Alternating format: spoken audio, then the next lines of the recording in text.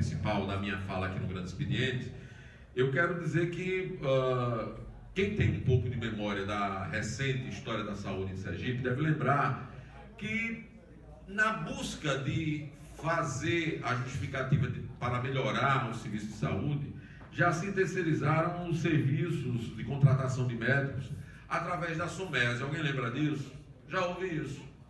E o resultado, espero que as pessoas lembrem, não deu certo. Já terceirizaram, quarteirizaram, pejotizaram, através da maternidade de Santa Isabel, contratação de médicos. Também não funcionou. Já terceirizaram a ala azul do USE, o Hospital de Urgência de Sergipe. Também não funcionou.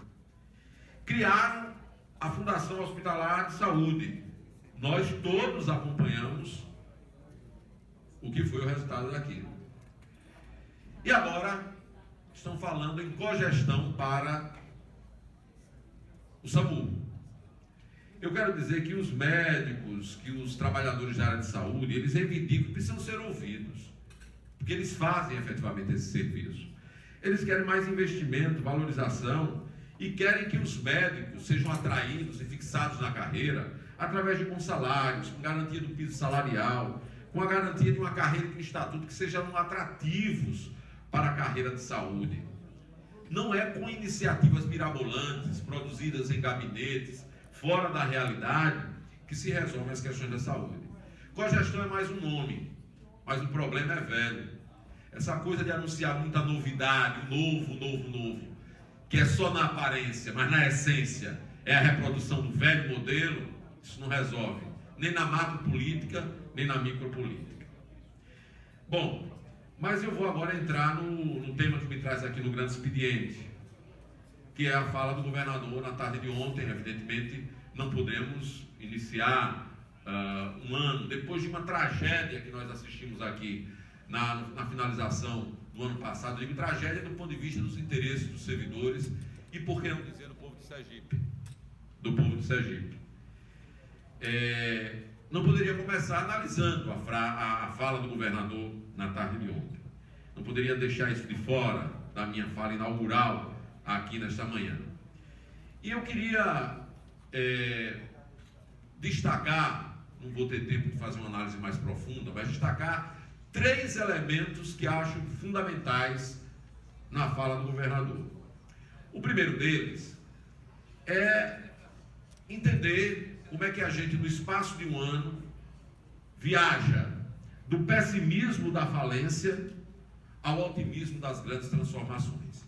Quem pegar o discurso de 2019 e o discurso de 2020 vai ver que o governador fez uma bela viagem, onde ele transita do pessimismo da falência até o grande otimismo de ontem, anunciando grandes transformações. Um discurso muito melhor. Eu mesmo fui um dos críticos que assumi a tribuna logo em seguida a fala dele no ano passado, para dizer que o governador não pode ter uma posição de anunciar o caos, anunciar a falta de perspectiva, porque isso depende contra ele próprio vai ficar sem ambiência para governar. Então é muito ruim quando você, num discurso inaugural de governo, no Poder Legislativo, anuncia a falência do Estado. Foi o que fez aqui o governador no ano passado. E nós somos críticos disso. Acho que o discurso do otimismo é melhor. Agora, o que é, assim, estranho, é como é que você transita, num curto espaço de tempo, no primeiro ano de governo, da falência para as grandes transformações. Porque, a rigor, nós não vivemos durante o ano 2019 nem mudanças abruptas do ponto de vista negativo, nem do ponto de vista positivo. Sergipe manteve a sua linha de situação socioeconômica, não teve grandes alterações. Eu, sinceramente, fico me perguntando, gostaria depois de ouvir os dados, né, que levam a essa mudança radical de discurso. Quero dizer ao governador que fico muito mais contemplado com um discurso positivo, otimista, mas quero compreender quais são os elementos, os dados reais da realidade sergipana que permitem ao governo sair de um discurso que anunciava a falência do Estado para um discurso que sinaliza para grandes transformações. O que foi que mudou efetivamente? Acho que faltou um pouco mais de dados, de elementos que dessem condições para nós compreendermos o que fez essa mudança de posição. Ou será, eu como servidor público, estava ali naquela cadeira, evidentemente representando o povo Sergipe como deputado estadual, mas nunca me desnudando das minhas vestes de servidor público. Como servidor público, fiquei ali pensando, mas rapaz, será que esse discurso do ano passado, anunciando o caos, o pessimismo, era só efetivamente para preparar o cenário para as maldades que foram feitas com servidores públicos aqui durante o ano legislativo de 2019? Porque aprovadas as grandes maldades, o cenário agora se desnuviou, fica um cenário limpo, um cenário de grandes transformações. Será que o anúncio do caos era apenas para preparar e justificar o conjunto de políticas nocivas, especialmente para os servidores públicos? É uma pergunta que me cabe. Eu espero que não. Espero que de fato haja elementos seguros, elementos sólidos da economia, da sociedade, que possam justificar essa alteração. Esse é o ponto que eu queria então destacar, porque vou querer me aprofundar nele. Que elementos da conjuntura socioeconômica fizeram o governador transitar do pessimismo da falência ao otimismo das grandes transformações. Segundo ponto, eu quero destacar aqui uma contradição que percebi na fala do governador. O governador, no discurso do ano passado, dizia dos problemas que, por exemplo, o fechamento da Fafem trazia para o nosso estado. O governador pontuava que isso era muito grave para Sergipe, sinalizava para a necessidade do governo federal mudar a perspectiva. No discurso de ontem, ele enfatizou que essa situação da Fafem e da Petrobras não ajudam a economia sergipana, mas ao mesmo tempo que ele faz isso, ele diz com todas as letras aqui, eu vou usar as palavras dele, diz que o ministro das Minas e Energia do governo federal é um aliado de Sergipe. Veja, se a política de Minas e Energia do governo federal sinaliza para ser aliada de Sergipe, eu quero perguntar o que seria de nós se ele fosse inimigo. Porque a política que está em andamento, que é uma política de esvaziamento dessa área aqui no nosso estado, tem prejudicado sobremaneira a nossa economia. E a gente ainda acha que esse ministro é um aliado do estado. Eu, sinceramente, queria compreender essa contradição. O mesmo governador que cobra uma política diferente para a Fafem, para a Petrobras, é o governador que diz que o ministro das Minas e Energia é um aliado do estado de Sergipe. Acho que aí ele também precisa esclarecer, ele precisa elucidar um pouco mais para a população que ele elegeu governador o que é o sentido dessa fala. E por último, quero aqui também dizer que percebi a ausência de afirmação de elementos importantes para as grandes transformações que precisam acontecer em Sergipe. Não vi aqui uma palavra no sentido de dizer quais são os anúncios para as grandes transformações na área da educação, na área da saúde. Não vi aqui uma manifestação anunciando qual é a política que esse governo tem para aqueles que executam as políticas públicas que atendem a população, que são os servidores públicos. Eu ouvi citações e uma ênfase em investimentos e em obras, que evidentemente são importantes, interessam ao estado de Sergipe. Eu mesmo aqui ocupei a tribuna fazendo pedido, fiz indicações solicitando reforma das estradas. A gente que viaja o estado inteiro sabe que precisa. O governador anunciou aqui, nós vamos acompanhar o pró-rodovias. Queremos ver. Tobias Barreto, por exemplo, a gente sofre, padece, indo lá, as estradas estão muito difíceis. Mas não é só lá, a malha viária do estado inteiro está comprometida, é preciso ter. Ele anunciou ênfase em investimento, em obras, anunciou a Orla Sul, anunciou o programa de construção e reforma de moradias, que a gente chamou aqui de programa Novo Lar. Eu acompanhei aqui o discurso, vou ficar muito atento aos desdobramentos.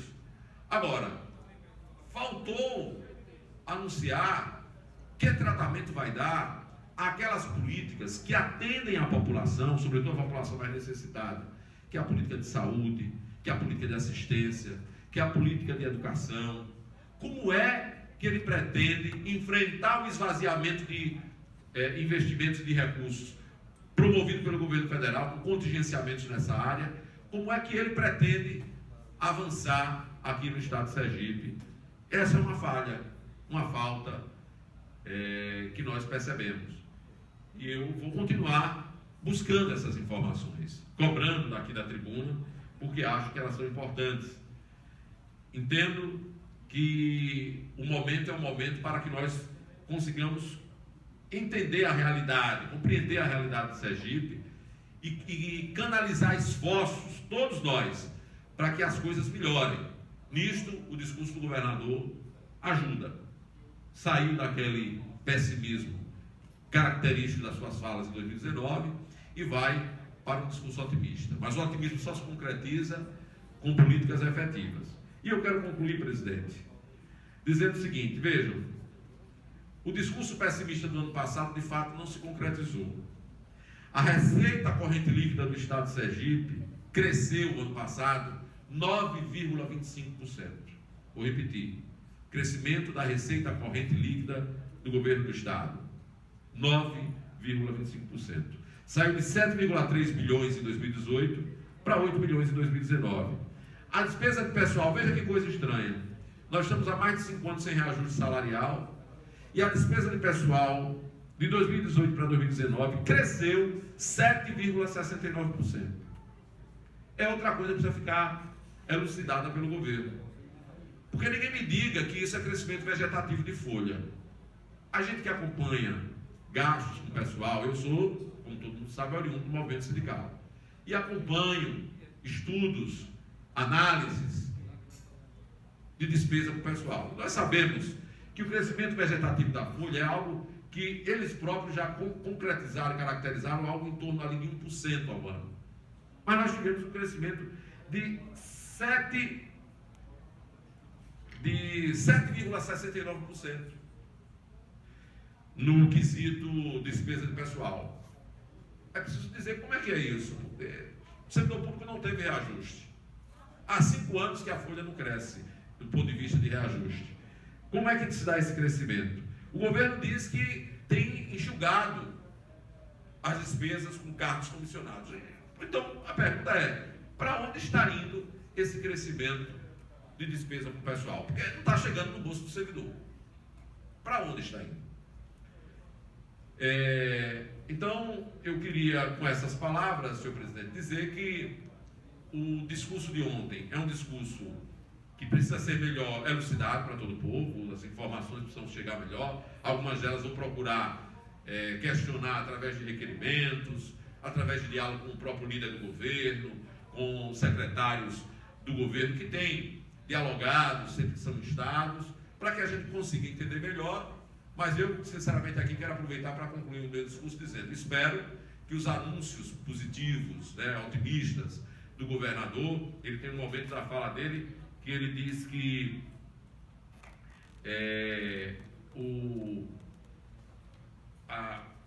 os empresários sergipanos estão trocando a cautela pelo otimismo. Ele vislumbra isso. Eu espero que seja isso. Infelizmente, o que os empresários sergipanos veem não é a mesma coisa que, por exemplo, os servidores públicos veem. Os servidores públicos, em vez de trocarem a cautela pelo otimismo, vão ter que trocar menos salário por menos salário ainda. Não é? Mas eu espero que, de fato, Sergipe possa crescer. O que nós temos visto é que tem havido algum crescimento da receita corrente líquida razoável, quase 10%, e isso não repercute na valorização do servidor público, não repercutiu efetivamente em obras. Vocês vejam que a despesa com o pessoal da receita corrente líquida, que foi de 8 bilhões no ano passado, 3,7 bilhões foi com pessoal, ou seja, menos da metade. Aquele discurso também de que tem uma implicação, um peso gigantesco da máquina de pessoal sobre a receita, eu estou falando aqui da receita corrente líquida, não é. não é nem a metade do que se arrecadou. Então, ele teve mais da metade do recurso liberado e a gente não viu grandes obras, não viu grandes investimentos do Estado. Enfim, mas nós vamos continuar buscando as informações para podermos fazer aqui uma fala que seja uma fala de cobrança, mas evidentemente uma fala justa, uma fala que não caminhe pela injustiça. E que o ano 2020 seja efetivamente um ano promissor para todos os sergipanos. Trabalharemos aqui para isso. Mas que não seja apenas para alguns setores, que não seja apenas para a construção de obras, que isso seja também dividido com investimento em políticas sociais que são essenciais para a nossa população. É isso que desejo, é isso que espero e para isso estarei aqui trabalhando. Muito obrigado, senhor.